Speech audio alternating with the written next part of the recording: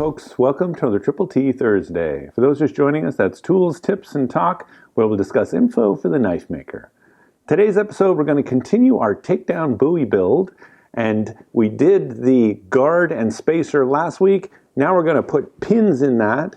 We're going to create the handle and also do the pommel and the pommel nut. Everything should be put together this week, and next week's episode, we'll start to grind and shape everything. Let's get down to the table and take a look.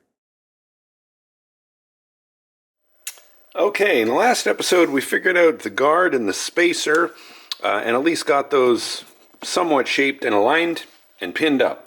Now we got to start on the handle, but before we do that, I need to fix the tang here. You notice the tang is very straight and I need it to curve. The reason that I did it straight originally is, well, I wasn't sure I was going to do a takedown. And when you drill a handle, it's hard to do a curved tang. So I was thinking, yeah, I'll just drill it like this. So now that I've decided to do a takedown, we need to put that curve in. And I'm not worried about the curve is because we're going to be using some of these pieces of carbon fiber, and the center is the same thickness as one of these, so I'm just going to kind of make a frame out of it, and then we're going to glue these up. So I'm going to use the oxyacetylene torch just to heat up the end, hammer it a little bit to get this curve. We'll weld on the awl thread, and we should be good to go. Okay, this is one of those don't do this at home scenarios. Because I need an extra hand here, I've just kind of clamped my torch down here so that I can heat the tang, hammer, heat the tang. So bear with me.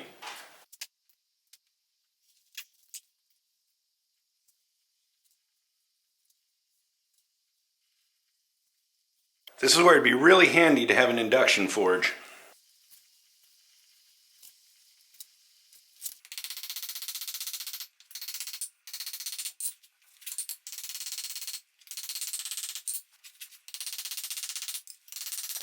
Okay, so I got the tang all curved down a little bit. It's curved down a little more because I actually want to drop the handle just a little bit more than what it looks like in the design. So that actually works out well. So next we're going to put just the awl thread in here because of course we need the pommel nut to screw into that. So I've just got some 1/4-20 awl thread, and I've had comments before. There's absolutely nothing wrong with welding a piece of awl thread in here. You just need to make sure you normalize this area after you weld it. And of course, don't try to just weld it onto the end like that. That's a terrible weld. So what we're going to do is cut a notch out of this, grind this down a little bit, put that in there, and then weld both sides, and then we'll grind it clean, and that'll be a super strong weld.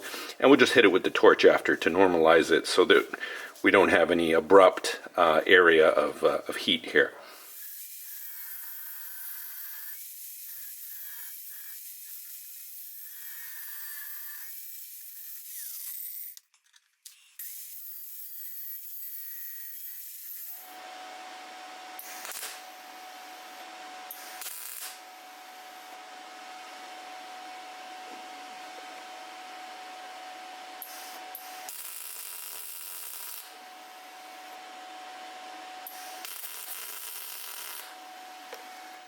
So I've got the awl thread welded on, I've normalized this whole thing, I kind of smoothed out the edges.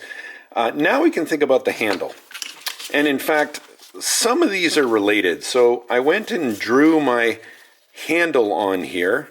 And the reason you need to do this and get this really precise is to know where this is going to end up. Meaning, you want your pommel nut to be directly in the center of the end of your pommel. You don't want it like this or, like up there. It just looks weird. So I worked on the placement here to get this, and then I just bend this. That's the nice thing about this. Just kind of bend this up or down and get the precise angle that I want. Now let's talk about handle material. So we're going to be using this carbon fiber, and I have these in little sheets, and this one is almost the thickness of my tang, so I'm going to kind of do a frame here. And I've drawn my template on here, then I held this up against this, drew the tang on there, so now I'm just going to cut that out, and then I'll be able to just stack this and glue all these, epoxy all these together. So let's go cut this out.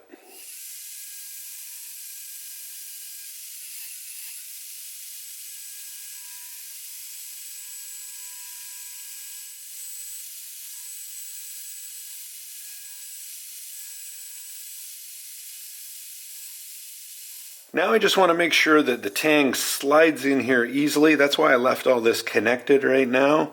And I'm just testing that, yeah, so this slides in no problem. Now that I have the center carved out, I had to just shave a little bit off of each side just because it's a little bit wider. But now this slides in here quite nicely. Just a little click at the end. So we're doing good. I actually ended up gluing these up separately, doing one half with the center and then adding the other half. It was just easier. That allowed me to use some acetone and make sure there was no squeeze out in the center.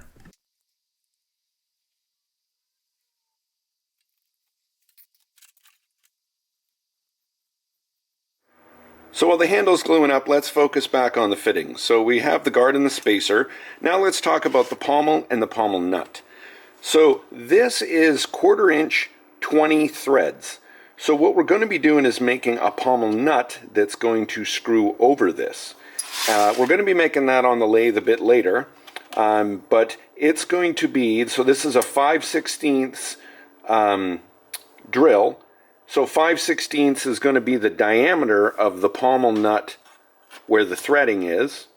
Then it's going to widen, okay, because you need a step to secure it against the pommel, and that's going to be 3/8. So there'll be a 3/8 hole halfway through this and 5/16 through the rest. So that will secure the pommel and tighten everything up. And folks, just a word of concern, when you're going to, if you're going to get a mill and you need to get a Jacob's chuck to hold different size drill bits that you don't have collets for, don't get one like this. The problem with this chuck, yeah, it's nice that it's got the manual things, but the chuck itself is almost 4 inches tall. I have to crank this lathe up. I only have about 1.5 inches, maybe 2 inches left on my Z-axis, and you can see how far down this is. So with the vise here, I can't even use this Jacob's chuck to drill anything on the vise. I would have to secure it here, and that's a big pain. So if you're going to get one, get the shortest chuck that you can. Even if it's got a manual key, you're much better off. I wish I never bought this chuck because I can't use it very often. So I picked these two sizes because I have collets for them, so I don't have to worry about using the Jacob's chuck. So now I want a hole that's in the center of this block, centered X and centered Y. So most DROs have a center function where you can touch one side, zero it, go to the other side, touch it, and then there's a half function. So I'm going to use that on the DRO to get both the X and the Y. You'll notice this is a little recess, so I'm just going to center on these two edges of the vise, which is totally fine. And I do have an edge finder. I don't need this that precise that I need to pull out the edge finder.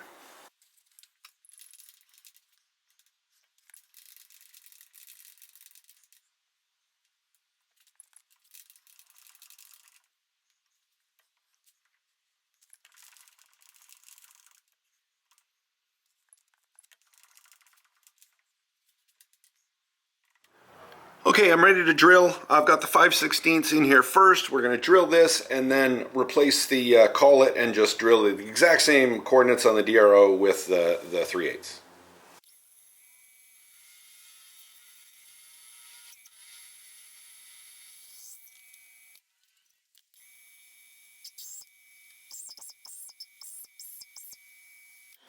So there's our part with the step inside of it.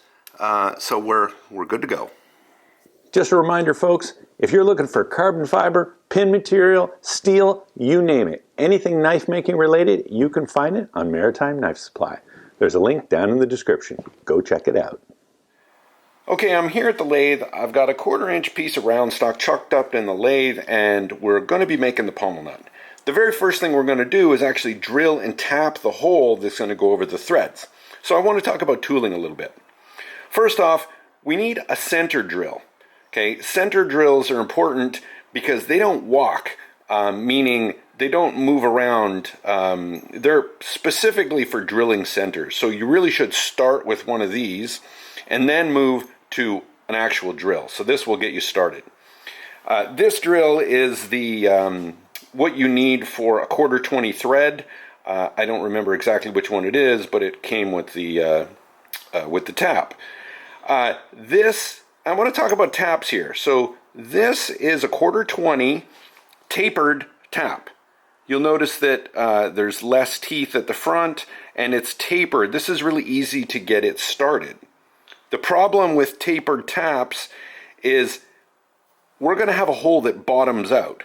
So this kind of tap, when it taps threads, it pushes all of the things that you're tapping down to the bottom, and obviously you're not going to have threads here.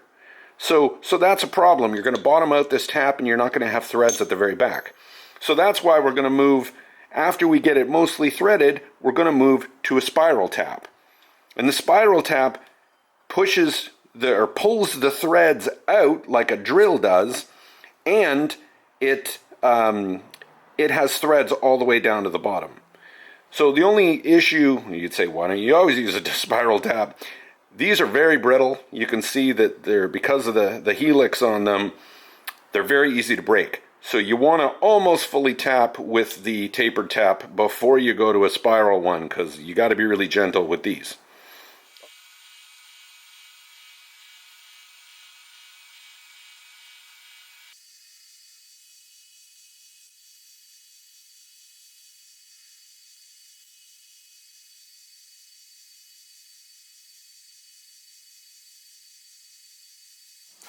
Okay, let's talk about tapping. So I don't like to power tap. This lathe doesn't have the torque and it's moving way too fast to be power tapping. So what I like to do is I have the tap in the chuck. Okay, I'm going to move this chuck. I usually put the key in it and I will move the chuck back and forth, and then I'll just keep doing this, and I'll loosen this so now I can move both, and this will pull itself in, and that's how I will tap it.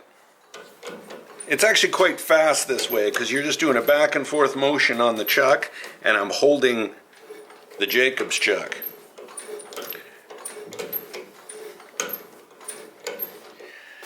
Now we finished tapping it, we'll just check it with this thread. It's a little tight. It might just have some threads inside it. Let's just flood it with oil here. All right, that's good. Now we can actually take this down to our measurements. Okay, I've put the live center into the hole that we just tapped, and now we're ready to just take this down to 5/16. Leave our lip here, and then we'll create the little rosebud at the top. Every time I do a project like this, I think maybe I should have been a machinist, because I love doing lathe and mill work.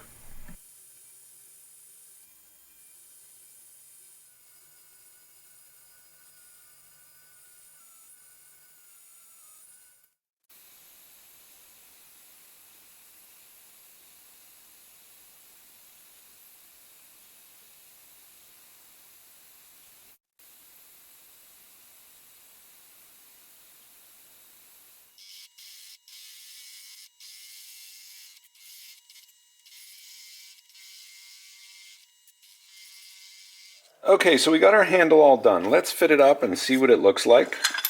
Okay, so it's snug, doesn't move around, which is great. We still got to do the pins, so we're going to talk about that. The pins need to go through into the handle. We also did our pommel, and you saw me drill the hole there. So now, with the pommel nut, I shortened this a little, it was just too long. Now, it fits nicely in there. I also drilled a little hole this way through it, so we could take an 1/8 inch drill bit and tighten it down. So what we're looking for now, and I've already done this, but I can get this out. Hold on. There. Is that there's no gaps between. This is the time when you want to make sure there's 0 gap here and here, and hold it up to the light on both sides and make sure that these fit up perfectly. If they don't, that's when you go to a surface plate with a piece of sandpaper and just lightly sand it by hand. I don't try to do this part with a disc grinder or anything like that. It just removes material too quickly, especially on something like carbon fiber.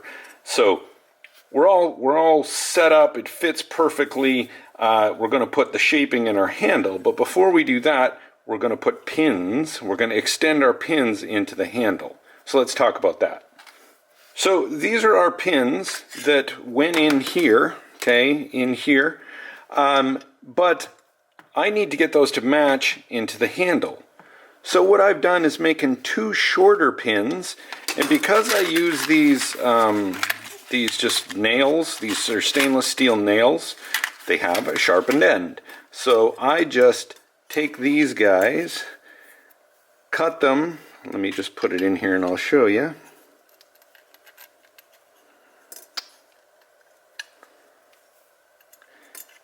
I put these in here so they're barely peeking out. If you guys can see that, I'll zoom in here. You can see they're just barely peeking out. And I'll put one on each side like that. And then, you can probably tell what I'm going to do. I'm going to take the handle, which fits very snugly, and I'm going to give it a little tap.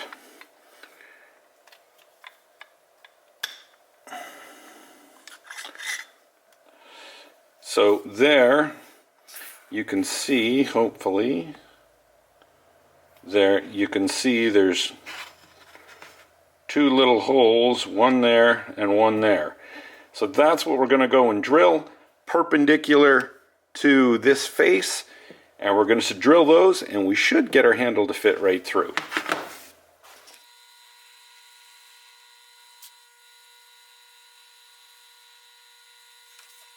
Okay, here we are with the actual pins in it. And, oh, look at that. Perfect fit. Nice and tight, 0 movement. That's what we want. Okay, for the pommel, we're also going to put pins in because we don't want this to spin around as we tighten it. So I'm going to go put a hole here and a hole here. Probably almost 3/4 of the way up here, so I can put 2 pins. We're going to do the exact same thing, except we're going to screw it down with those tiny little pins in here to put an indent in this side. So there we go with all the pins. I've got the 2 pins in here. It's all tightened down, no gaps. So that's pretty cool. I know it looks a little goofy right now, but don't worry, once this profile goes on it, it will all come together. So that's it for this episode, folks. Next episode, we're going to start from the guard and work our way back. So we'll be contouring the guard, the spacer, the handle, and then the pommel to fit the handle. We're almost done, folks. Thanks for joining me. We'll see you on the next one.